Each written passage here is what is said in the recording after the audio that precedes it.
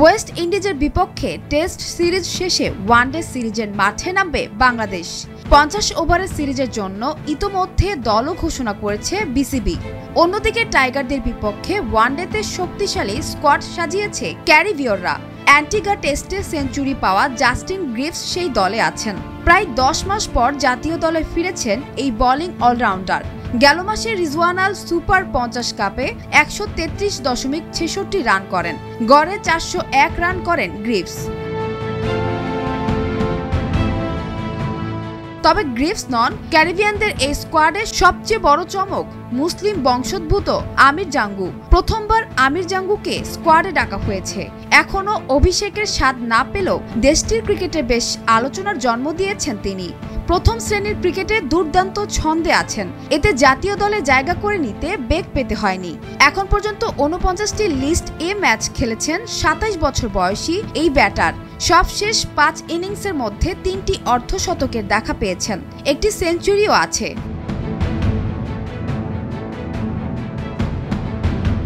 জাতীয় দলে ডাক পাওয়ার পর স্থানীয় দৈনিক দ্য এক্সপ্রেসের সঙ্গে কথা বলেছেন জাঙ্গু। বা হাতি এই ব্যাটারের ভাষ্য, স্বপ্ন সত্যি হলো। প্রথম যেদিন ক্রিকেট ব্যাট হাতে নিয়েছি সেদিন থেকেই তো এমন কিছু চেয়েছি।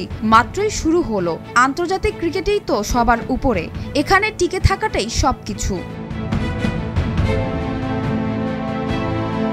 এদিকে শুধু 50 ওভারেই নয়, ঘরোয়া 4 দিনের টুর্নামেন্টের সবশেষ আসরে দুর্দান্ত ছিলেন জাঙ্গু। একটি ডাবল সেঞ্চুরি সহ করেন 100 রান। গড়ে 8 ইনিংসে 500 রান করেন তিনি। 2017 সালে প্রথম শ্রেণীর ক্রিকেটে অভিষেক হয়েছিল তার। তবে এতদিন সেভাবে নিজেকে মেলে ধরতে পারেননি তিনি। কিন্তু 2024 সালে এসে ঘুরে দাঁড়িয়েছেন। ক্যারিবিয়ানদের সাদা বলের দলের কোচ ড্যারেন সামিও বিশ্বাস করেন দলকে নতুন উচ্চতায় নিয়ে যাবেন জাঙ্গু ও গ্রিভস।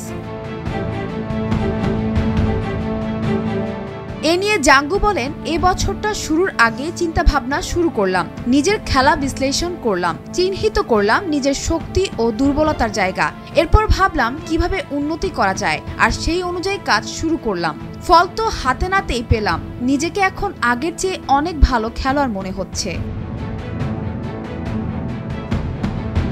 টেস্ট সিরিজ শেষে আগামী 8, 10 ও 12 ডিসেম্বর ওয়ানডে এবং 16, 18 ও 20 ডিসেম্বর টি20 সিরিজে মুখোমুখি হবে বাংলাদেশ ওয়েস্ট ইন্ডিজ। বাংলাদেশ সময় সন্ধ্যা 7:30টায় ওয়ানডে ম্যাচগুলো হবে। সঞ্জনা তাবাসসুম, ভোরের কাগজ।